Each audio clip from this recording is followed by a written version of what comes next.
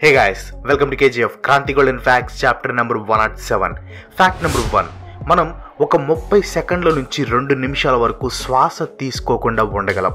అలాగే మిగిలిన జీవులు కూడా అంతే. కానీ ఒక స్కార్పియన్ తప్ప. ఈ తేలు 6 రోజుల వరకు శ్వాస తీసుకోకుండా బ్రతకగలదు. అలాగే 1 సంవత్సరం వరకు ఏమీ తినకుండా బ్రతకగలదు. ఏ చోటుకైనా వెళ్ళగలదు, ఎలాంటి కొండలనైనా ఎక్కగలదు. తేలు ఒకేసారి ఎక్కువ ఫుడ్ని తినేస్తుంది. ఇలా తినడం వల్ల తేలుకి కావాల్సిన ప్రోటీన్ కన్నా ఎక్కువ దాని బాడీలోకి వెళ్ళిపోతుంది. అలా వెళ్ళడం వల్ల దాని శరీరంలో ఉన్న డైజెస్టివ్ ఎంజిమ్స్ తగ్గి తిన్న ఫుడ్ అరగడానికి 1 సంవత్సరం పడుతుంది. Fact number 2. షారుఖ్ ఖాన్ ఒక ఇండియాలోనే కాదు ప్రపంచం మొత్తానికి పరిచయం ఉన్న యూనివర్సల్ యాక్టర్. షారుఖ్ ఖాన్ దుబాయ్కి వెళ్తే అక్కడ ఉండే రిచ్ హోటల్స్లో ఫ్రీగా ఫుడ్ తినొచ్చు అండ్ అలాగే ఫ్రీగా ఎక్కడైనా స్టే చేయొచ్చు. ఇలాంటి ఫెసిలిటీ దుబాయ్లో కేవలం 2కి మాత్రమే ఉంది.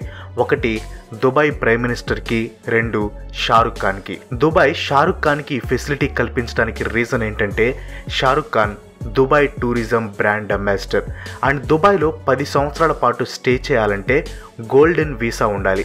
ఈ గోల్డెన్ వీసా మన ఇండియాలో కేవలం 3కి మాత్రమే ఉంది. అందులో ఒకరు షారుఖ్ ఖాన్ అండ్ మిగిలిన 2 Sanjay Dutt and Sania Mirza. Fact number 3. సింగపూర్లో ఆర్గాన్ డిజబిలిటీ ఉన్న వారి కోసం సింగపూర్ గవర్నమెంట్ ఒక చట్టాన్ని తీసుకువచ్చింది. ఆ చట్టాన్ని హోటా చట్టం అంటారు, హ్యూమన్ ఆర్గాన్ ట్రాన్స్ప్లాంట్ యాక్ట్. ఈ చట్టం ప్రకారం ఆ దేశంలో ఎవరైతే 20 సంవత్సరాల వయసు దాటుతారో వాళ్ళందరినీ సింగపూర్ గవర్నమెంట్ ఆర్గాన్ డొనేటర్స్ కింద రిజిస్టర్ చేస్తుంది. అక్కడ ఇది మ్యాండేటరీ రిజిస్ట్రేషన్. దీన్ని కాదు అనడానికి ఎవ్వరికీ అధికారం లేదు. ఆ రిజిస్ట్రేషన్ చేసిన మనుషులు చనిపోయిన తర్వాత వాళ్ళ ఆర్గాన్స్ని ఖచ్చితంగా ఆర్గాన్ డిజబిలిటీ ఉన్న వారి కోసం యూజ్ చేస్తారు. ఈ చట్టం వల్ల ఆ దేశంలో చాలా మందికి యూజ్ అయింది. రియల్లీ గ్రేట్ కదా. Fact number 4. స్మాల్ పాక్స్ ఇది ఒక అంటువ్యాధి. ఇప్పుడు వరకు వచ్చిన అన్ని వైరస్ అండ్ ఇన్ఫెక్షన్స్ కన్నా ఈ స్మాల్ పాక్స్ వైరస్ చాలా డేంజర్. ఈ ఇన్ఫెక్షన్ సోకిన వారి బాడీ మీద చిన్న చిన్న పింపుల్స్ లాగా పుండ్లు అవుతాయి. ఈ ఇన్ఫెక్టెడ్ వైరస్ చాలా పెయిన్ఫుల్గా ఉంటుంది. ఇది సోకిన వారి బాడీ ఆర్గాన్స్ ఫెయిల్ అవుతాయి. దాంతో మనిషి చనిపోయే ప్రమాదం కూడా ఉంది. ఈ వైరస్ వల్ల సుమారు కొన్ని వందల సంవత్సరాల క్రితం చాలా మంది చనిపోయారు. కేవలం 20th సెంచరీలోనే స్మాల్ పాక్స్ వల్ల 50 కోట్ల మంది చనిపోయారు. అయితే 1798లో ఎడ్వర్డ్ జనరల్ అనే ఒక సైంటిస్ట్ ఈ వైరస్కి వ్యాక్సిన్ని కనుగొన్నాడు. ఆ తర్వాత ఈ డేంజరస్ వైరస్ మెల్లిమెల్లిగా తగ్గింది. 1980కి స్మాల్ పాక్స్ వైరస్ మొత్తం అంతమైపోయిందని WHO ప్రకటించింది. కానీ మీకు విషయం తెలిస్తే ఖచ్చితంగా ఆశ్చర్యపోతారు. అదేంటంటే అమెరికా అండ్ రష్యా మిలిటరీ దగ్గర స్మాల్ పాక్స్ వైరస్ శాంపిల్స్ ఉన్నాయి. అంటే ఈ వైరస్ శాంపిల్స్ ఇంకా ఉన్నాయి. వాటిని చాలా సీక్రెట్ ప్లేస్లో సేఫ్గా కొన్ని రూమ్స్లో ఉంచారు. అయితే ఈ వైరస్కి ప్రెజెంట్ అయితే వ్యాక్సిన్ లేదు. కొన్ని థీరీస్ ప్రకారం ఈ 2 దేశాల వారు ఎప్పుడైనా యుద్ధం వస్తే ఈ వైరస్ శాంపిల్స్ని బయో వెపన్గా వాడతారు అని చెప్తూ ఉంటారు. కొంతమంది అయితే అది ఓన్లీ రీసెర్చ్ పర్పస్ కోసం ఉంచారని చెప్తారు. దీని మీద చాలా డిబేట్స్ జరుగుతూ ఉంటాయి.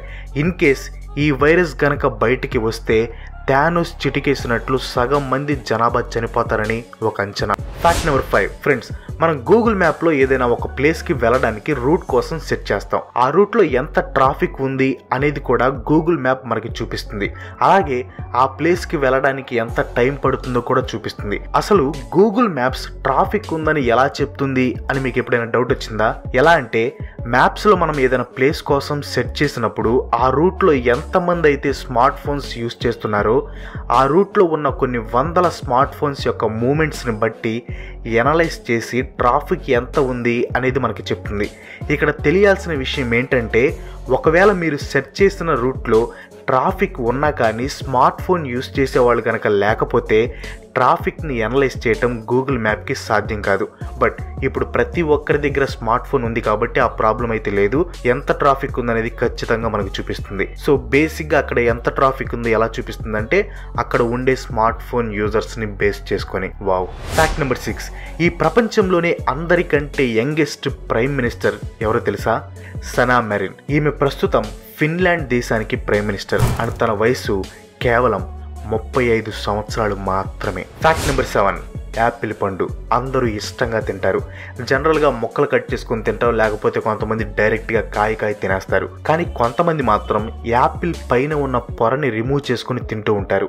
కానీ ఇలా పొరని రిమూవ్ చేసి తినడం కరెక్ట్ కాదు. ఎందుకంటే యాపిల్లో ఉండే ఫైబర్ మన బాడీకి చాలా యూజ్ అవుతుంది. అందులో 50% ఫైబర్ ఈ పొరలోనే ఉంటుంది అండ్ 30% విటమిన్ సి కూడా ఇందులోనే ఉంటుంది. సో ఈ పొరని రిమూవ్ చేయకుండా తినడమే మన హెల్త్కి చాలా మంచిది. తొక్కే కదా అని తీసేస్తే ఫైబర్ పోతుంది, జాగ్రత్త. Fact number 8. ఒక సర్వే ప్రకారం స్మార్ట్ ఫోన్స్ యూజ్ చేసే వాళ్ళలో 50% మంది ఎలాంటి కొత్త యాప్స్ డౌన్లోడ్ చేసుకోరంట. ఫోన్ కొన్నప్పుడు ఏవైతే యాప్స్ ఉన్నాయో జస్ట్ వాటిని మాత్రమే యూజ్ చేస్తారు, కొత్త యాప్స్ని ట్రై చేయరంట. Fact number 9. ఇదొక వింత ఫ్యాక్ట్. చైనాలో వర్జినిటీ రిపేర్ సర్జరీ అనే ఒక ట్రీట్మెంట్ ఉంది. చైనాలో పెళ్లి కాకుండా వర్జినిటీ కోల్పోయిన అమ్మాయిలకి తిరిగి వర్జినిటీ తీసుకురావడానికి ఈ సర్జరీ అన్నమాట. ఈ సర్జరీ ద్వారా ఫేక్ వర్జినిటీ క్రియేట్ చేస్తారు. ఈ సర్జరీ కోసం ఒక $700 ఖర్చు పెట్టాల్సి ఉంటుంది. అయితే చైనాలో ఈ ఫెసిలిటీ ఉండటం వల్ల ఎంతో మంది వేరే కంట్రీస్ వాళ్ళు చైనాకి వచ్చి ఈ సర్జరీ చేయించుకుంటున్నారు. ఈ సర్జరీ ట్రీట్మెంట్ యూకేతో పాటు కొన్ని కంట్రీస్ లో కూడా ఉంది. కానీ ఈ సర్జరీ చేయించుకునే వాళ్ళు ఎక్కువైపోతున్నారని చాలా దేశాల్లో ఈ ట్రీట్మెంట్ ని ఇల్లీగల్ కింద కన్సిడర్ చేసి బ్యాన్ చేశారు. కానీ చైనాలో మాత్రం ఈ సర్జరీ లీగల్. ఏ అమ్మాయి అయినా చైనాలో లీగల్ గా ఈ సర్జరీ చేయించుకోవచ్చు. That is China.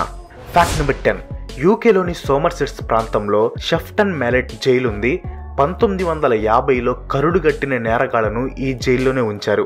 ఇక్కడ వందల మంది ఖైదీలను ఉరితీశారు. ముఖ్యంగా తూర్పు లండన్లో 1950 నుంచి 1960 వరకు నేర సామ్రాజ్యాన్ని నడిపిన రోనీ అండ్ అలాగే రెగ్గి అతని అనుచరులకి ఈ జైల్లోనే ఉరిశిక్ష అమలు చేశారు. దీంతో వారే చెడాత్మలుగా మారి తిరుగుతున్నారని యూకే ప్రజలు భావిస్తారు. పురాతనమైన ఈ జైలు చాలా ఏళ్లు ఉనికిలో ఉంది. అయితే ఇందులో వింత వింత శబ్దాలు వినిపించేవి.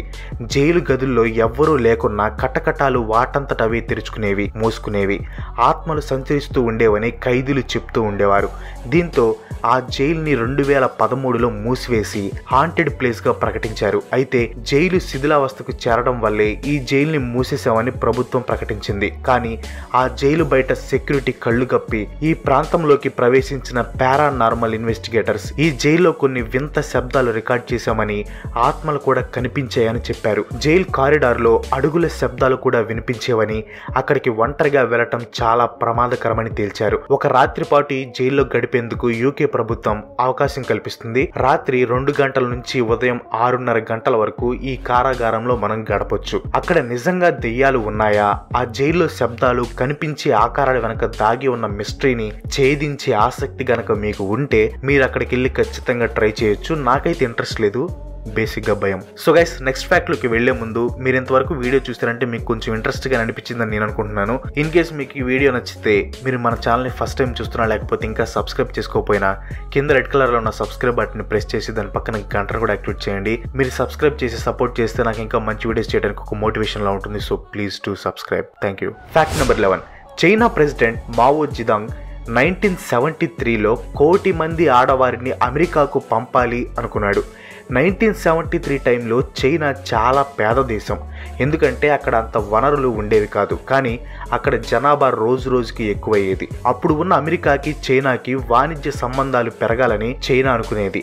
అమెరికా, చైనా, సోవియట్ యూనియన్ జరిపిన ఒక మీటింగ్ లో చైనా అమెరికాకి ఒక ఆఫర్ ఇచ్చింది. చైనాలో పేదరికం చాలా ఉంది, కానీ అలాగే మా దేశంలో చాలా మంది ఆడవారు ఉన్నారు. అందువల్ల అమెరికాకు 1 కోటి మంది ఆడవారిని ఇస్తామని, ఈ హెల్ప్ మీ జనాభా పెంచుకోవడానికి యూజ్ అవుతుందని చైనా ప్రెసిడెంట్ ఒక సిగ్గులేని ఆఫర్ ఇచ్చాడు. అయితే అమెరికా ఈ ఆఫర్ను సీరియస్ గా తీసుకొని ఆలోచించి చెప్తాము అని చెప్పింది. కానీ చైనా ఇంటెన్షన్ ఏంటంటే అప్పుడు ఉన్న అమెరికాని ఎకనామికల్ గా దెబ్బతీయాలి అని. వాళ్ళ దేశంలో ఉన్న ఆడవారిని పంపించడం ద్వారా చైనా కంటే అమెరికాలో అక్కడ ఉన్న జనాభా పెరిగి వాళ్లకు వనరులు తగ్గి ఇబ్బందులకు గురి చేయాలి అని అనుకుంది చైనా. అప్పుడు ఉన్న చైనా ప్రెసిడెంట్ మావో జిదాంగ్ వేసిన ప్లాన్ ఇది. అయితే ఈ ప్లాన్ వర్కౌట్ అవ్వకముందే చైనా ప్రెసిడెంట్ హెల్త్ ప్రాబ్లమ్స్ వల్ల చనిపోయాడు. ఆ తర్వాత చైనా ఫ్రీ మార్కెట్ రిఫార్మ్స్ చేసి ఫారిన్ ట్రేడ్ అండ్ అలాగే ఇన్వెస్ట్మెంట్స్ కి అందరినీ ఆహ్వానించింది. దీనివల్ల 1970స్లో చైనా ఫాస్టెస్ట్ గ్రోయింగ్ ఎకానమీగా మారింది. ఇప్పుడు ఏ పొజిషన్లో ఉందో మీ అందరికీ బాగా తెలుసు. That's all for today. ఈ వీడియో మీకు ఎలా అనిపించిందో కింద కామెంట్లో పోస్ట్ చేయండి. వీడియో నచ్చితే లైక్ చేయండి, షేర్ చేయండి. నెక్స్ట్ వీడియో మిస్ కాకూడదు అనుకుంటే మన ఛానల్కి తప్పకుండా సబ్స్క్రైబ్ అవ్వండి.